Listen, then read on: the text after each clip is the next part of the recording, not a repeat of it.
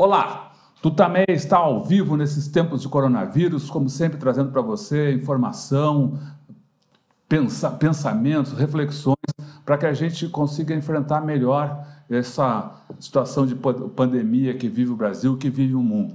Estamos aqui na nossa quarentena, a Eleonora. O Rodolfo. E do lado de lá da telinha está conosco o cientista Miguel Nicoleles, que vem tendo um trabalho incessante aí na divulgação de formas de enfrentar a pandemia e agora está atuando diretamente. A Eleonora vai contar um pouquinho mais sobre isso. Antes, eu quero te convidar para participar dessa conversa, não só mandando seus comentários, como também divulgando, levando mais longe as informações, as reflexões que o Nicoleles nos traz. Então, divulgue entre seus amigos, compartilhe nas redes sociais. Essas informações ficam disponíveis para você no nosso canal de vídeo no YouTube, o Tutameia TV. Todo o nosso trabalho está ancorado no site Tutameia, o endereço é tutameia.jor.br. Eleonora. Miguel, muito obrigado por você estar aqui nesse final de tarde conosco. Miguel, que está na liderança do Comitê Científico de Combate ao Coronavírus do Consórcio do Nordeste. Eu queria começar te perguntando sobre o que é esse Comitê Científico, que estados abrange e como é que está sendo o trabalho de vocês desses primeiros dias. Eleonora, Rodolfo, muito obrigado novamente pelo convite de estar aqui de novo. Na realidade, nós completamos mais ou menos 9 dias de trabalho, né? O comitê foi instalado pelo consórcio de governadores do Nordeste, os 9 estados do Nordeste, que formaram uma coordenação, né, de atividades em vários níveis, e na semana passada decidiram criar esse Comitê Científico de Combate ao Coronavírus, o CCCC, a quarta potência, né, para assessorar os governadores nas suas decisões de políticas públicas de emergenciais e de combate à pandemia. E esse comitê, eu coordeno ele junto com o senhor ex-ministro Sérgio Rezende, né? Ele tem representantes de todos os estados do Nordeste e cientistas convidados, médicos, engenheiros de outros estados do Brasil. E nós temos, inclusive, a participação de pessoas de fora do Brasil também, que estão nos ajudando. Então, nós começamos, a minha metáfora desses últimos 9 dias é que o avião tinha decolado e nós estávamos terminando de construir o avião no ar, né, já voando. E, na realidade, nós tivemos várias ações, nós identificamos as áreas críticas de atuação científico-tecnológica que precisam ser abordadas continuamente. Criamos, então, 8 subgrupos e uma sala de situação que está sendo montada para monitorar todo o Nordeste, todo o número de casos, todas as variáveis para tomada de decisão, né? Eu vou contar para vocês daqui a pouco o que já foi feito. E, além da sala de situação, nós montamos 8 subcomitês, para discutir áreas específicas, como, por exemplo, recursos de ventiladores, modelagem matemática e epidemiológica, contato com a indústria para ver se existe possibilidades de reorganização de cadeias produtivas para produzir insumos de saúde no país, um grupo de virologia especificamente, conhecer melhor o coronavírus, ter toda a informação, né? E com isso nós estamos organizando, conjuntamente com esses subcomitês. Ontem nós lançamos o nosso site, entrou no ar hoje, né, que eu vou até deixar com vocês depois, né, www.comitecientifico-ne de nordeste.com.br. Nós já temos o site no ar, onde você tem uma situação panorâmica do Nordeste, um dashboard do Nordeste, um dashboard do mundo. Estamos acrescentando nos próximos momentos, aí, ou entre amanhã, provavelmente no próximo dia, um dashboard brasileiro. E estamos coletando um clipping científico, fazendo áreas de respostas para perguntas mais frequentes, respostas para fake news, né? Estamos criando um arquivo com todas as respostas fake news, mas, além disso, nós criamos uma segunda fatia desse site, que é uma plataforma digital para colaboração online com cientistas brasileiros e estrangeiros, redes de cientistas, instituições, que nós, basicamente, para criar o maior instituto de pesquisa distribuído virtual que o Brasil já criou. E nós chamamos isso de Projeto Mandacaru. Olha tá? só. Em homenagem ao Luiz Gonzaga e ao Nordeste. E, como vocês sabem, o Mandacaru é um cactus emblemático do Nordeste. Eu tenho várias histórias das minhas peregrinações pelo interior do Nordeste, vendo, de repente, chove 10 minutos e o Mandacaru floresce, né? Uhum. Então, eu falei lá na nossa rede hoje, de manhã, que nós estamos formando. Eu deixei um e-mail que eu vou repetir para vocês, tá? Que eu estou passando em todos os lugares, que é nicoleles@isd. I de Instituto, S de Santos e D de Dumont.org.br.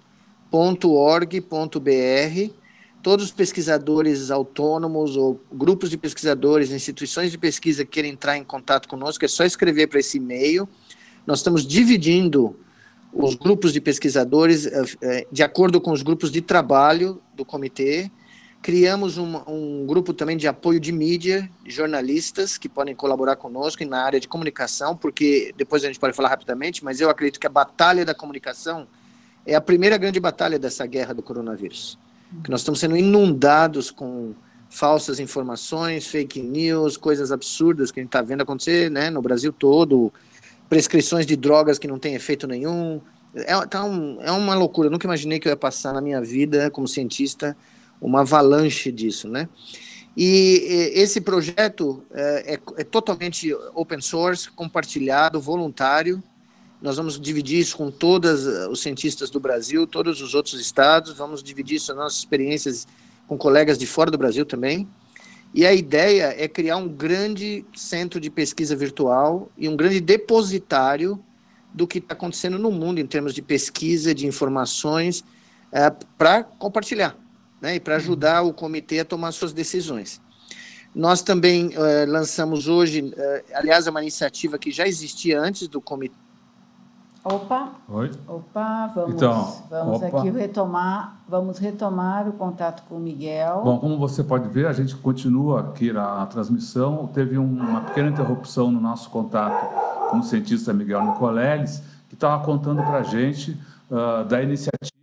Voltou, ótimo, voltou, vamos lá. Não, eu já sou profissional aqui, não. No Cai-Cai. No Cai-Cai. Hoje foi anunciado pelo governador da Bahia, Rui Costa, uma iniciativa que já existia, que foi criada pela Secretaria de Ciência e Tecnologia, Secretaria de Saúde da Bahia, colaboração com a Fiocruz do Rio, um aplicativo que as pessoas vão pelo telefone, chama Monitora Covid-19. As pessoas o aplicativo é grátis, já está nas lojas da Google Play para os telefones que usam Android, que nós descobrimos que é 90% dos telefones lá do Nordeste, vai estar na loja da Apple daqui a pouco. Mas como nós temos uma subnotificação muito grande de dados, e como não existem testes disponíveis, esse aplicativo permite que a pessoa baixe o aplicativo e de casa fale, olha, estou com tosse, estou com febre, estou me sentindo com falta de ar. Ou seja, nós vamos coletar dados clínicos e usar esses dados clínicos na nossa sala de situação para ter um mapa dinâmico em tempo real do que está acontecendo. Primeiro na Bahia, no Piauí, que já começaram a baixar. E eu tenho que esclarecer uma coisa, o aplicativo da Bahia foi criado com a ideia de que a pessoa pudesse pôr os seus problemas de saúde e essa informação fosse usada para direcionar essa pessoa para o centro de saúde mais próximo, onde não tem muita fila, qual é o médico que precisa vê-la, né? Então, a Bahia já tem o circuito completo para o aplicativo ser implementado, tá? O Piauí também vai entrar no mesmo sistema do circuito completo. Nos outros estados do Nordeste, nesse primeiro momento de emergência, como eles não tinham a ideia desse aplicativo, nós vamos usar para coleta de dados, principalmente, para criar um mapa dinâmico dos casos, os casos com poucos sintomas, os casos leves e os casos mais graves. Porque a única forma nesse momento, e isso aconteceu na Espanha nesse momento, recebi uma mensagem aqui, um relato da Espanha, como eles não têm mais teste na Espanha, ou porque a produção mundial não está dando conta. Eles estão fazendo diagnóstico clínico epidemiológico. Eles não estão mais só usando testes, porque não dá, não tem como. Então, como aqui nós estamos desde o começo da situação com problemas, nós vamos usar essa ferramenta, e a ideia é que essa ferramenta dê um quadro dinâmico, mas também ajude na logística de distribuição de insumos, de equipamentos, de pessoal. Ou seja, se uma vizinhança começa a ficar muito ruim no Maranhão, você sabe onde mandar as pessoas e você sabe onde mandar máscara, mandar tudo que precisa mandar, porque os insumos também vão estar em quantidade restrita. Está muito difícil, né, de fazer isso. O comitê também optou há 2 dias, e publicou isso ontem, recomendar a confecção de máscaras caseiras para as pessoas usarem quando sair de casa. Nós estamos fazendo notas técnicas para ver os melhores modelos, né, como é a melhor proteção, porque, evidentemente, certos tecidos, como camiseta de algodão fina de casa, não protege muito, a proteção é muito baixa. Mas eu li estudos americanos, por exemplo, inclusive vou fazer um experimento aqui na minha lavanderia. Eu pedi para uma uma costureira, fazer diferentes tipos de tecido e máscaras, e vou fazer um pequeno teste aqui, porque nos Estados Unidos, um estudo feito por um Instituto de Física do sul dos Estados Unidos, do Mississippi, sugere que a flanela é o melhor tecido para segurar, né, e pondo um filtro de café no meio de 2 folhas de flanela. Eu preciso testar isso aqui, né? Mas é importante, porque no nosso comunicado, que vocês podem ver lá no nosso site, a gente diz claramente que a máscara não substitui o isolamento social, e ela não substitui a lavagem de mão, a higienização das mãos contínua o tempo inteiro, e ela tem que ser higienizada, ela não pode ser usada continuamente, tá? Existe um período do tempo que você, dependendo do tecido que você usa, que você vai poder usar essa máscara. Então isso vai ser detalhado tecnicamente, e acho que a decisão mais interessante e mais importante foi que nós recomendamos aos governadores do Nordeste que, como vai ter que produzir essas máscaras e produzir roupas de proteção daqui a pouco, que o consórcio fizesse um esforço para fazer contratos com costureiras, artesãos, pequenos empresários, né, pequenos microempresários da área de tecelagem, e também usasse os parques têxteis que tem em Pernambuco, que tem na Bahia, que tem no Ceará, que estão parados. Santa Cruz acho que é Capibiribe, se eu não me engano, no interior do Pernambuco, preciso confirmar o nome, me perdoem, ou Santa Cruz de Guararapes, alguma coisa assim, tem um parque teste enorme, de pequenos microempresários, tá? Micro costureiras, vamos dizer, costureiras e grupos de costureira, né? Então nós conseguimos acoplar essa política científica de uso de máscaras quando você sai de casa com uma iniciativa econômico-social, que a gente espera que permita que essas pessoas recebam um dinheiro do consórcio para fabricar máscara, ajudando, porque aí as máscaras poderiam ser distribuídas ou de graça ou a um preço mínimo para a população. Então, nós já estamos fazendo políticas de acoplamento, tá? Miguel, você falou há pouco sobre a parte de infraestrutura, a logística que vocês estão monitorando, estão tentando mapear aí no Nordeste. Há a sensação, a informação que a gente tem, não sei se é correta, de que no Nordeste a situação é relativamente, em termos de infraestrutura, muito pior do que aqui no Sudeste. Em termos de leitos, de UTIs, você já tem o desenho das necessidades para enfrentar isso? Onde é que estão as carências maiores? Não, nós estamos, evidentemente, né, levantando tudo isso. Não é trivial, porque nem todo lugar tem informação disponível, né? Evidentemente, nós estamos... outra coisa que nós estamos discutindo, claramente, é a necessidade da criação de hospitais de campanha, né? Isso é um tópico de discussão de um dos subcomitês, né? Porque o número de leitos que, mesmo em São Paulo, eu estava lendo ontem à noite, né? Não vai ser suficiente, por isso que o Pacaembu já virou um hospital de campanha, o AMB já virou, e lá no Nordeste eles já estão se movimentando, os governos já tinham começado a se movimentar nos estádios de futebol, nos ginásios esportivos, e nós estamos tentando outras propostas de espaços públicos, né, para tentar, como se diz, ampliar rapidamente, porque você não tem só a demanda da UTI, você também tem a demanda de leitos de hospital normal, onde as pessoas, elas não vão precisar ir para UTI, mas elas precisam ficar sob cuidados médicos.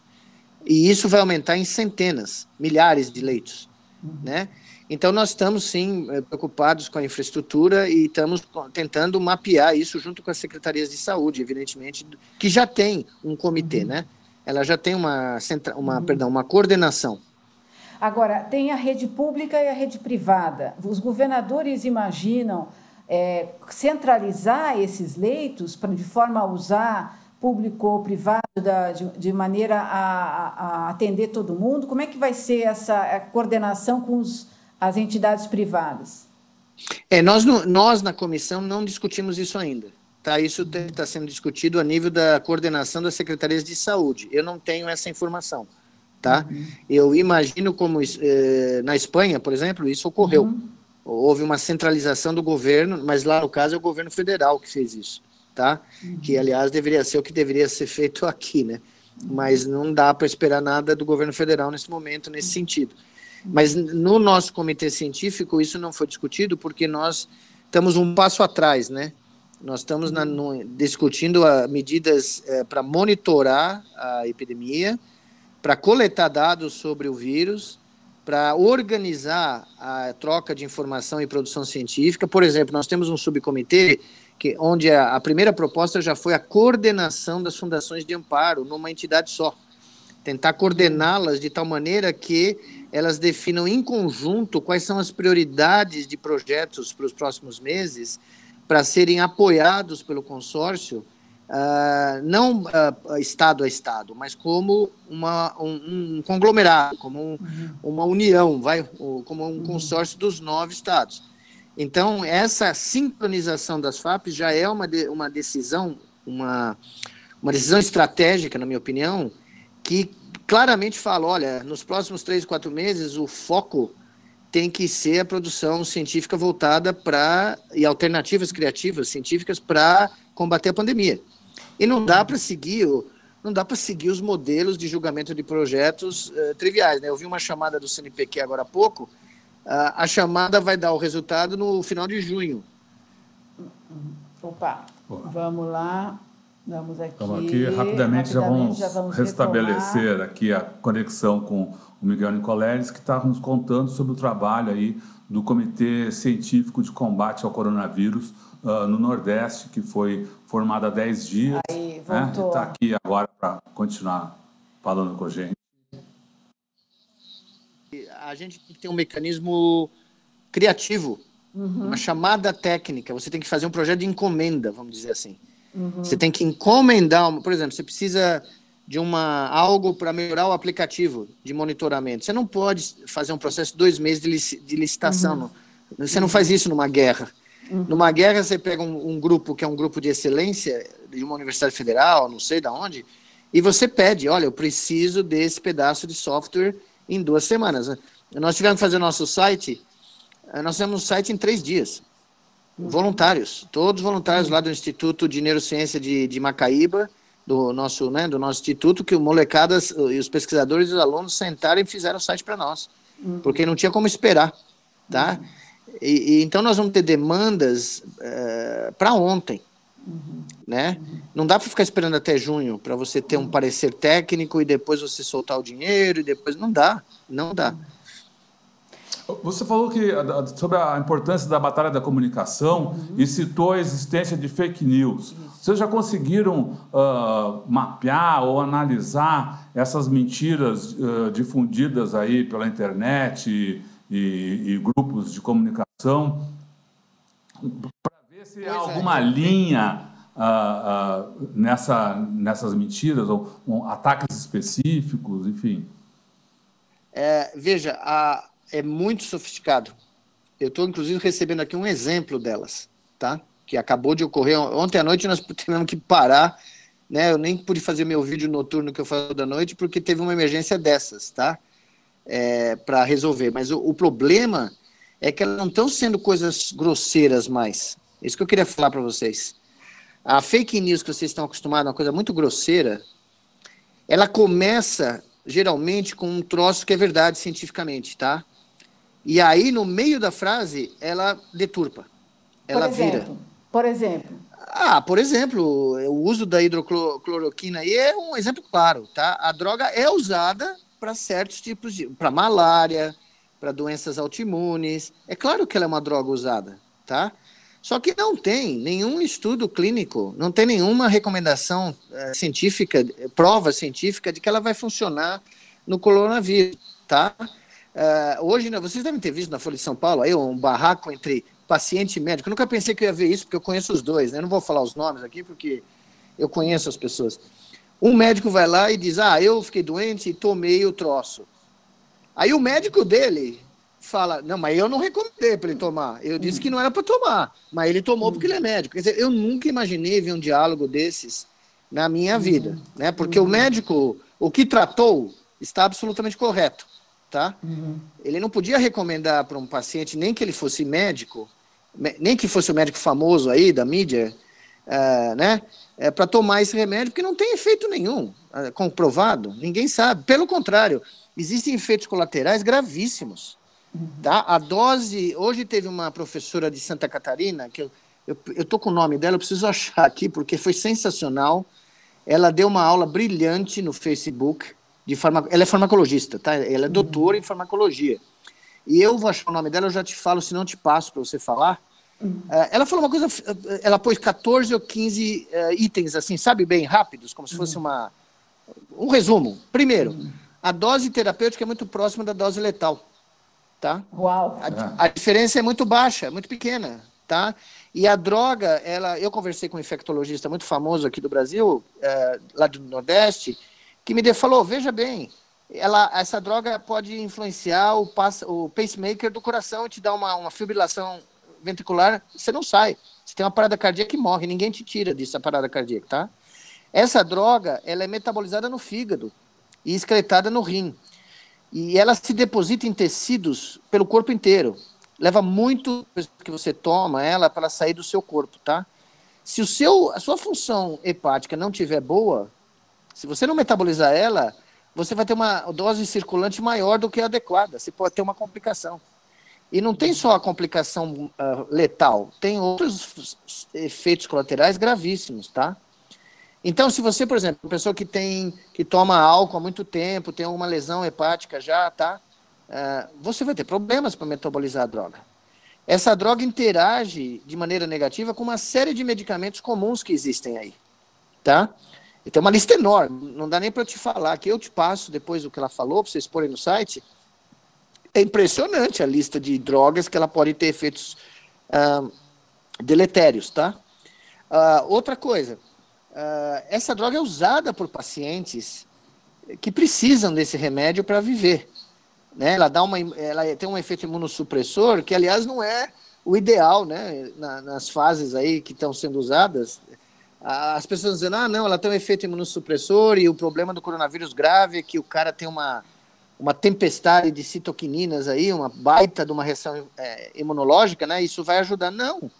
Não tem prova disso, né? E hoje, eu não sei se vocês viram, as grandes revistas científicas do mundo, todas elas estão publicando artigos dizendo de jeito nenhum. Exatamente. Eu não estou falando de jornal da Moca, tá? Eu estou falando dos maiores jornais de medicina que eu conheço muito bem, e revistas científicas Nature, Science, tá? Falando, moçada, não é para usar, não pode. E essa obsessão do Bolsonaro e antes do Trump com esse medicamento, o que explica? É uma tentativa... Olha... O que é que está por trás disso? Eu não tenho ideia, claro, eu não posso te dar uma...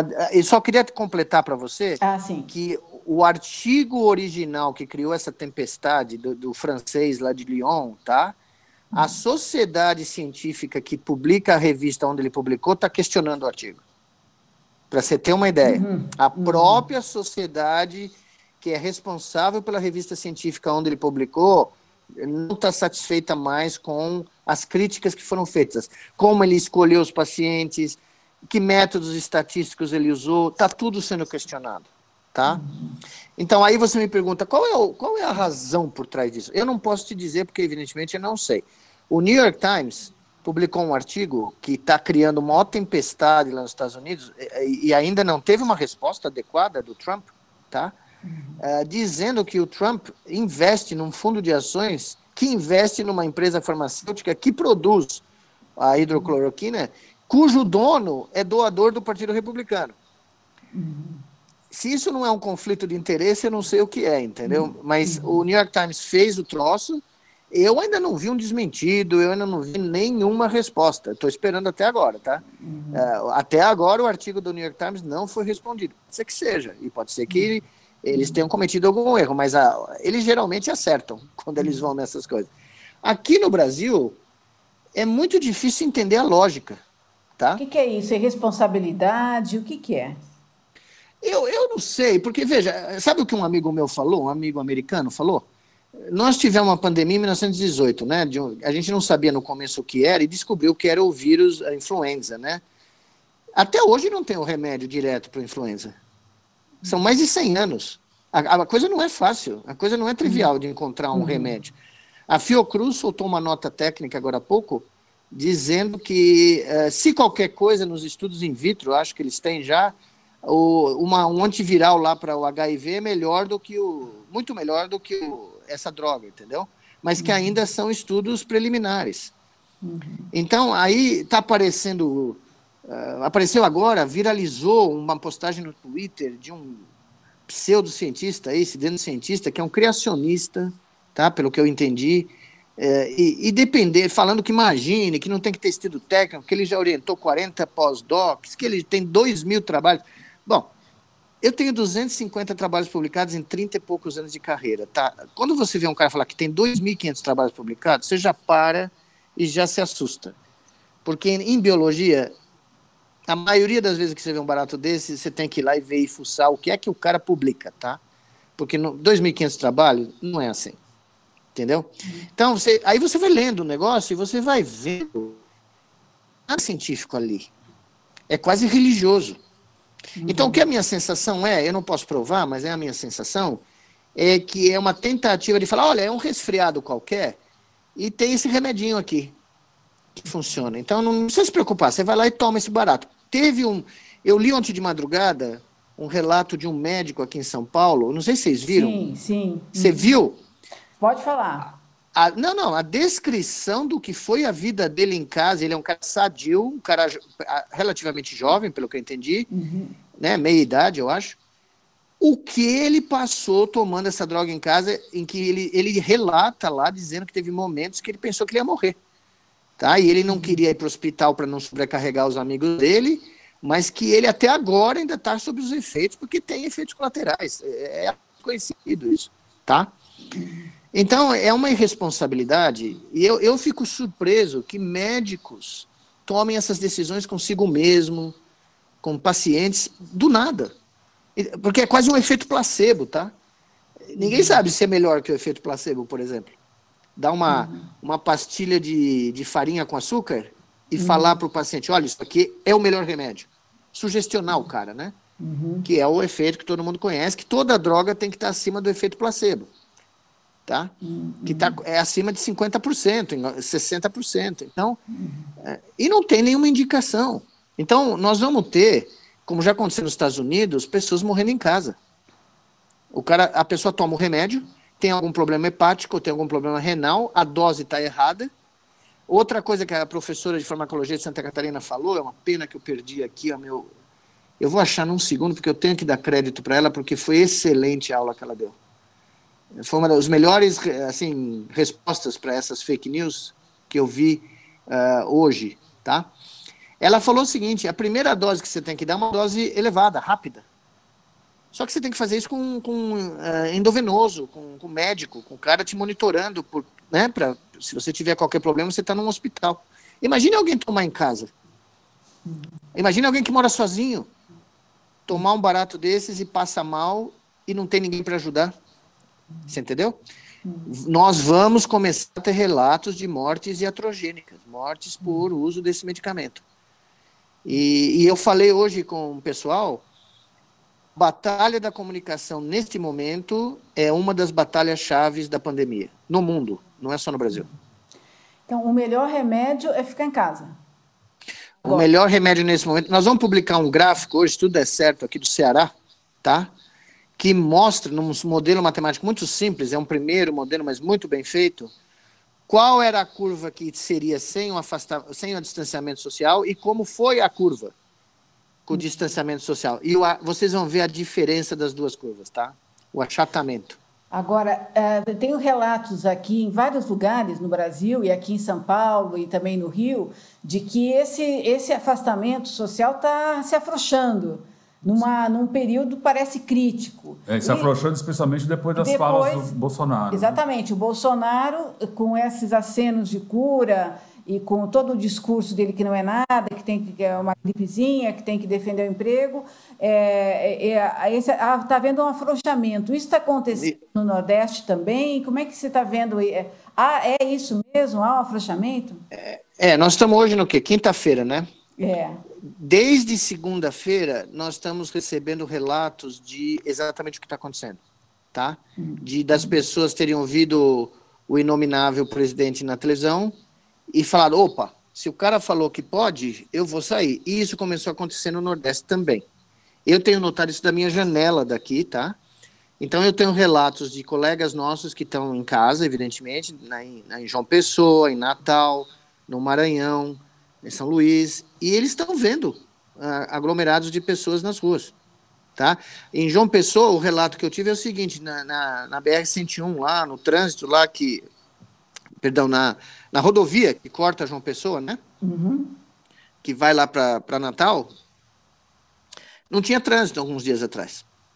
E agora tinha congestionamento há 2 dias atrás, tá?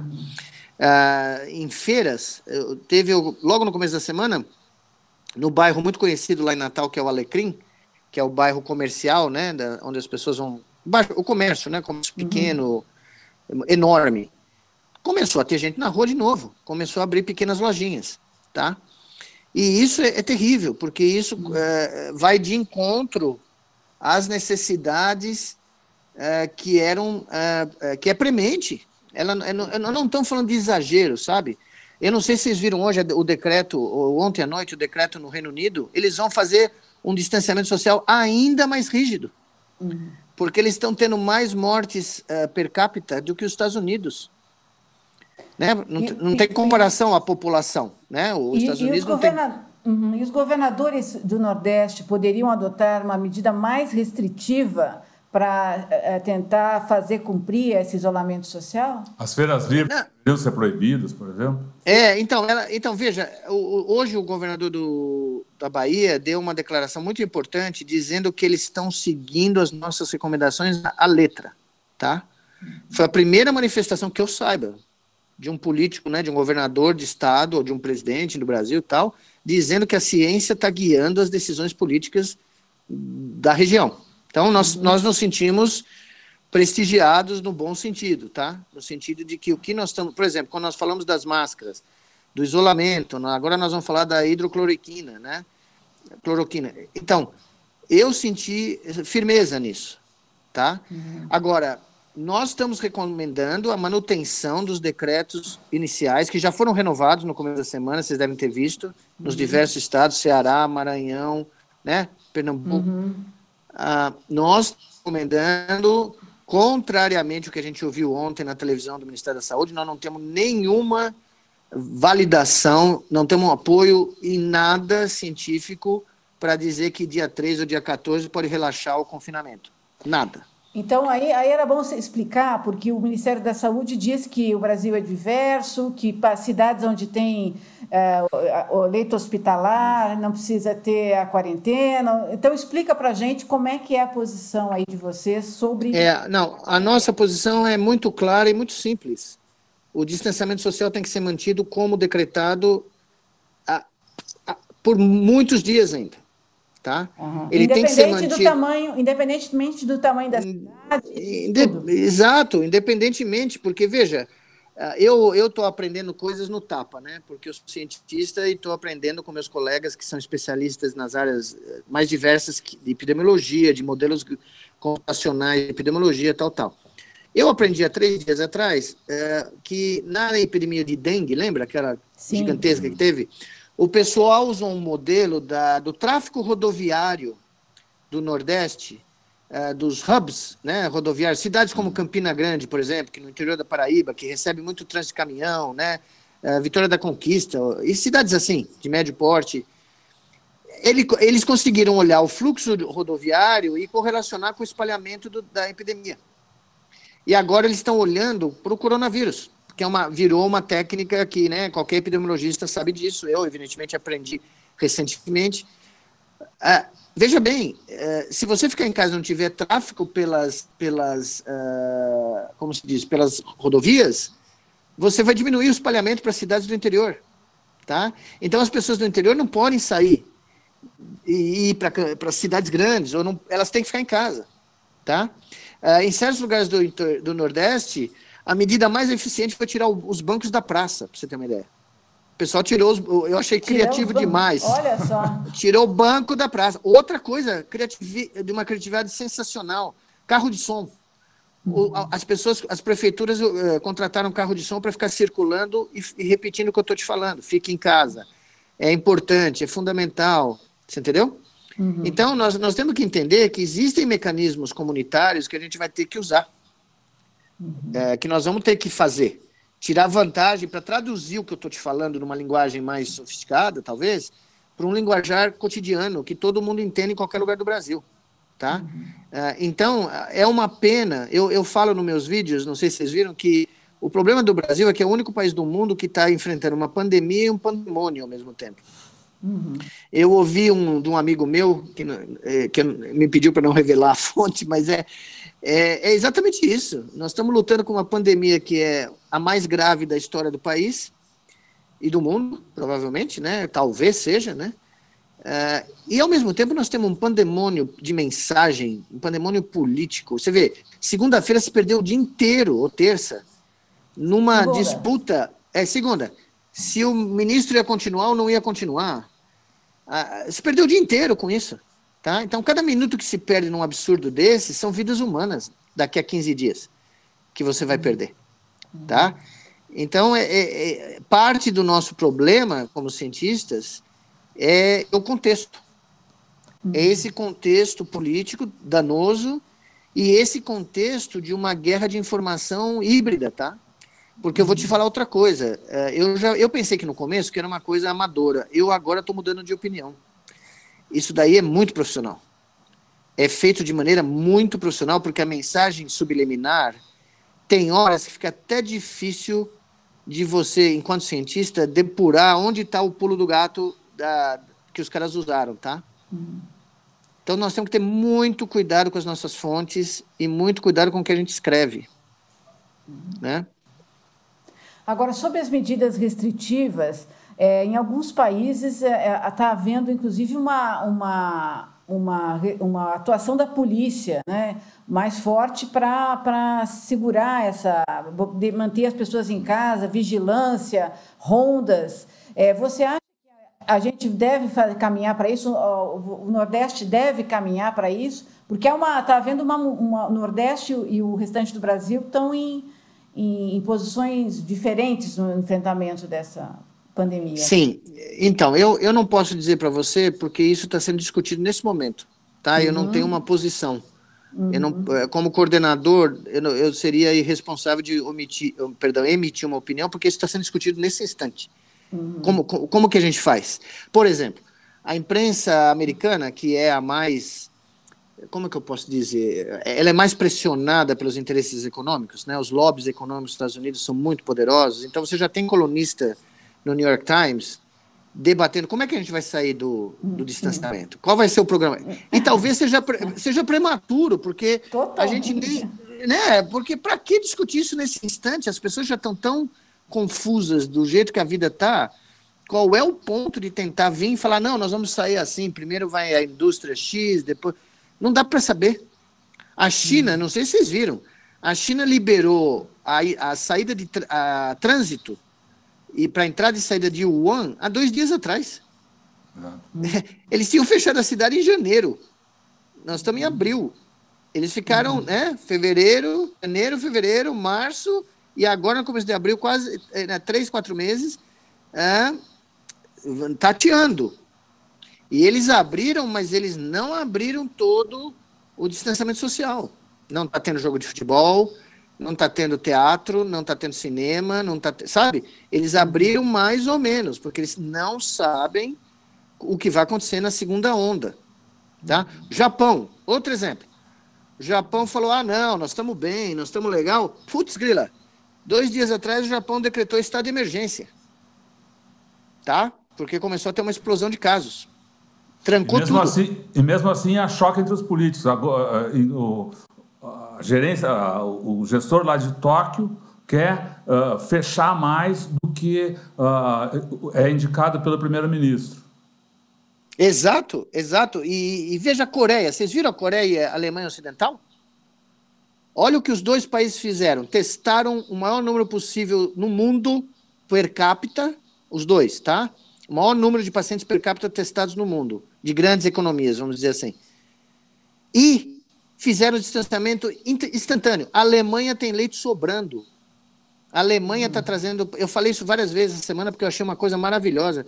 A Alemanha trouxe italianos do norte da Itália e franceses da fronteira com a França para hospitais alemães porque eles não tiveram invasão dos seus hospitais. Tá? E tá? Conseguiram, então, refrear esse... Isso, porque o que a Alemanha falou, e que tem outros exemplos pelo mundo, tá? É que se você consegue pegar no começo, na comunidade, você consegue tratar os casos, isolar quem está pior, não permitir que as pessoas vão contaminar o outro lado da rua, você está entendendo?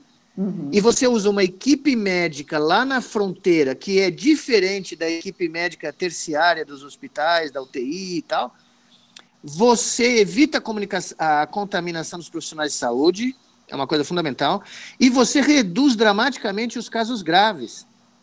Tá? Então, essa estratégia distribuída com múltiplas... imagina um exército que você divide em múltiplos batalhões, tá?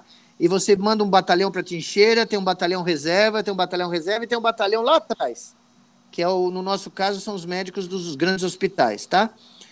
O que aconteceu no Brasil? Os primeiros casos foram de pessoas que voltaram de viagem da Itália, ou da Europa, da Espanha, Portugal, mais da Espanha e de Itália. E esses casos, pessoas de classe alta, essas pessoas foram para os hospitais direto, os hospitais privados. E nos hospitais privados, elas não só ficaram doentes, né, mas elas passaram o vírus para o pessoal médico, pessoal de saúde. Tem vários casos aqui em São Paulo. A gente está ouvindo, a gente não tem um número, não sei porquê, mas eu estou ouvindo várias coisas, tá?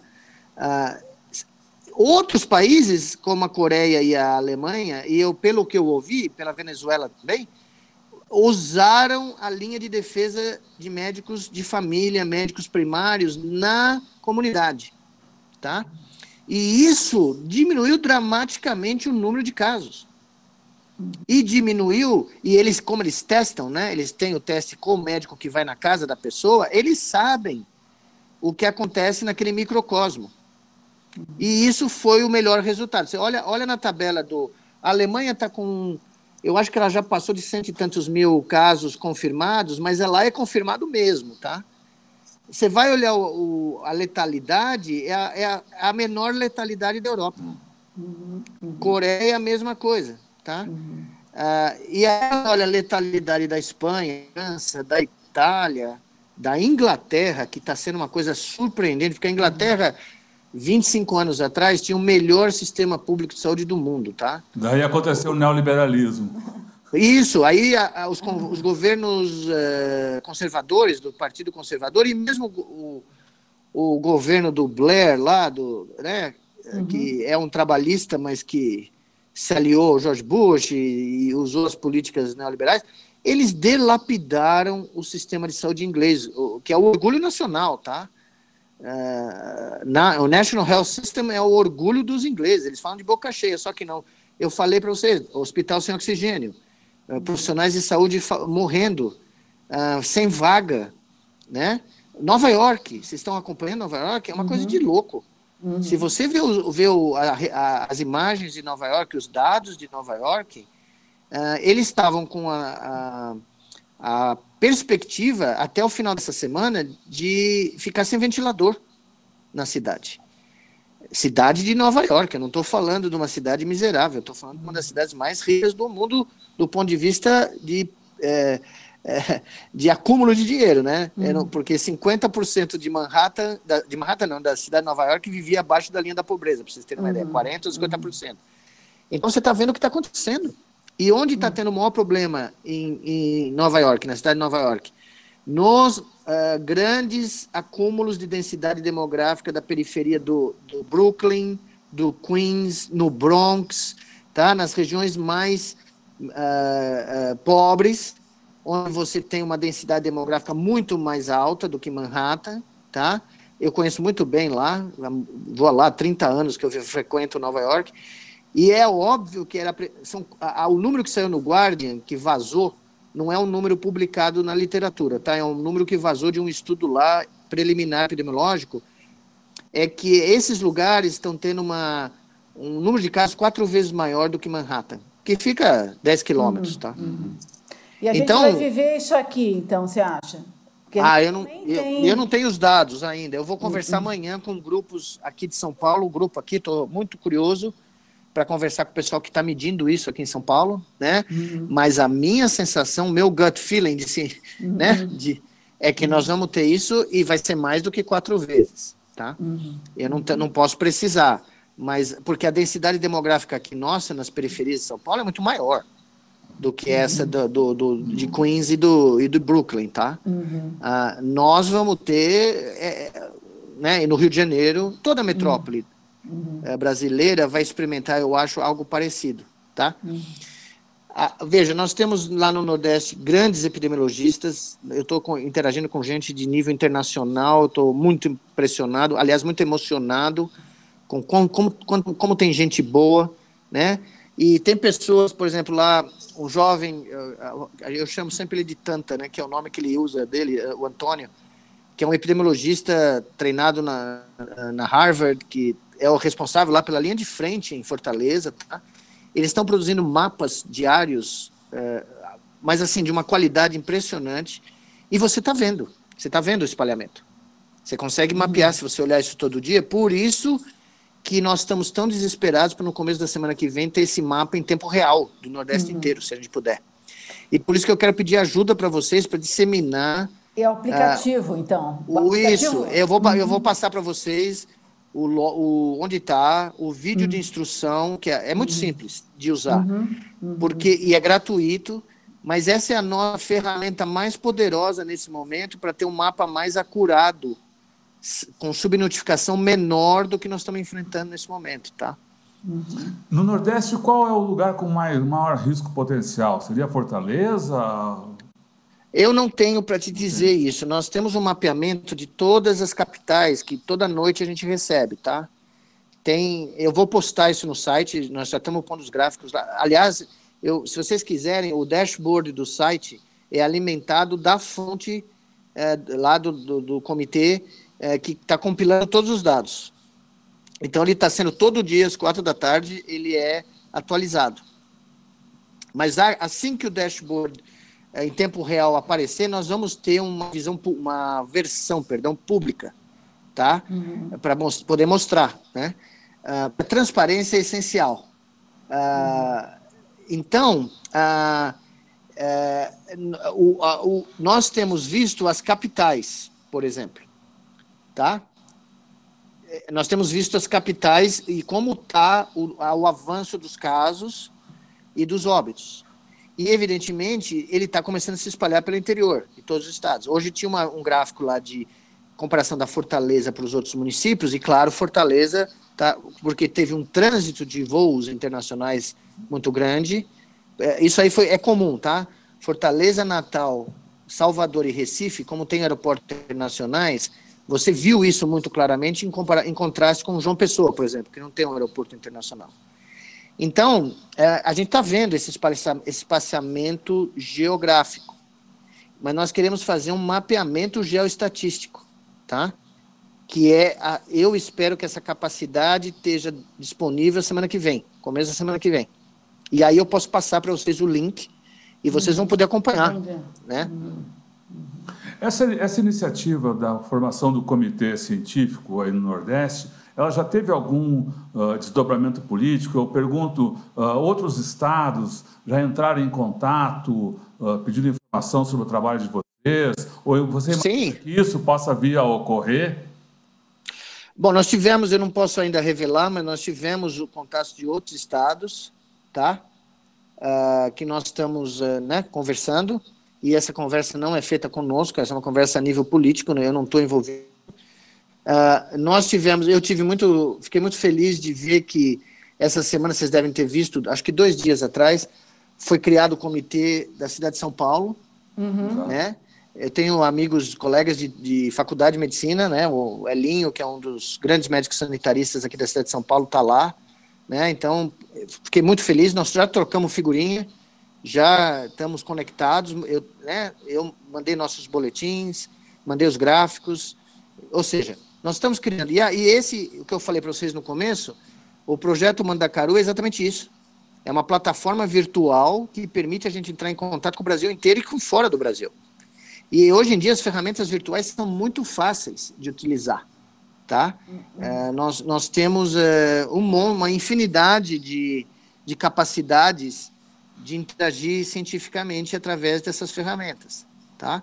E lá a gente está criando subgrupos, nós estamos triando as propostas de produção e pondo assim, tem engenheiro de produção, nós vamos lá discutir como que a gente pode fazer ventilador. Tá? Não é o ventilador mais moderno do mundo, mas é um ventilador, se faltar ventilador, tem que ter algo. Tá? Então, tem projetos que estão feitos aqui na Poli, na COP, tem vários lugares do Brasil, mas é muito difícil, você tem que julgar isso, você tem que ter especialistas que te dêem uma análise, e uma análise de qual é a viabilidade de produzir em escala essas coisas. Isso é outro problema que nós estamos tendo, porque às vezes o cara tem um projeto genial, mas não tem um componente no Brasil. E o mercado internacional está fechado para esses componentes. Tá? Entendeu? Então, desculpa, eu vou precisar sair, porque estão me chamando aqui para uma reunião do comitê. Certo. Tá bom? Mas muito obrigado, viu? Foi um prazer, Miguel, como sempre. Então tá, bom trabalho aí no comitê. Para vocês também, boa sorte aí. Boa noite. Tchau.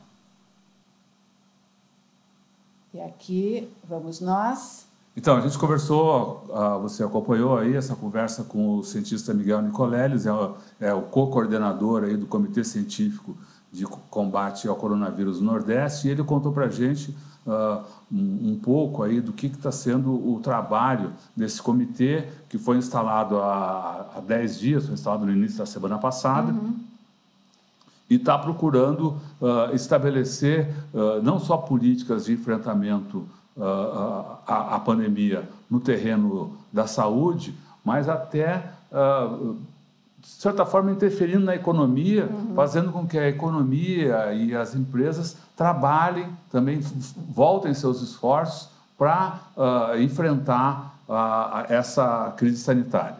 E uma coisa bacana que ele falou para a gente é a criação desse aplicativo para quem está no Nordeste. A gente vai colocar aqui no site as informações. Você pode ir lá no Comitê Científico de Combate ao Coronavírus, do Consórcio dos Governadores do Nordeste. É um aplicativo que você responde a perguntas, né, e que você poderá ter algum tipo de orientação, né? Eu acho que é uma forma de mapear e saber as necessidades, né, e tentar dar um atendimento, né, mais detalhado para a população. Ele explicou que não vai haver testes em número suficiente para testar uma quantidade da população que permita fazer esses cálculos epidemiológicos. Então, vai ser importante ter esse aplicativo para passar as informações para o comitê, de modo que ele possa mapear, conhecer de forma mais precisa a situação em cada lugar e, assim, poder enfrentar de forma mais efetiva, reforçando aquilo que ele disse hoje e várias vezes, que informação correta, em tempo hábil, é um dos elementos mais importantes para a construção de políticas efetivas de combate à crise, de combate ao coronavírus. É isso, se você não pegou... Remédio. Isso, você pegou a gente aqui no meio, pegou o bonde andando, a gente tem um pedaço da entrevista importante, né, sobre essas fake news e sobre a falácia, que é dizer que tem um remédio para isso. Não tem um remédio, a cloriquina não é um remédio comprovado para isso, tem efeitos colaterais terríveis que ele descreveu, e a melhor coisa, o melhor remédio é ficar em casa. Então, temos que ficar em casa. A melhor forma de evitar a propagação da pandemia é ficar em casa, proteger a você, proteger a sua família, proteger o Brasil. Isso. É isso então, Rodolfo? Isso. Então é isso, pessoal. Muito obrigada. Está tudo aí no nosso canal de vídeo do Tutameia TV. Se inscreva, lá, clica a sinetinha, visite o site tutameia.jor.br. No site, na reportagem que a gente vai fazer dessa entrevista com o Nicoleles, que vão estar os links aí para os diversos, para o Comitê de Combate ao Coronavírus, do Comitê Científico de Combate ao Coronavírus, e para esse aplicativo que ele citou na conversa aqui com o Tutameia. Eu já entrei ali, viu? O aplicativo é muito fácil, viu? Vale a pena. Tchau, pessoal.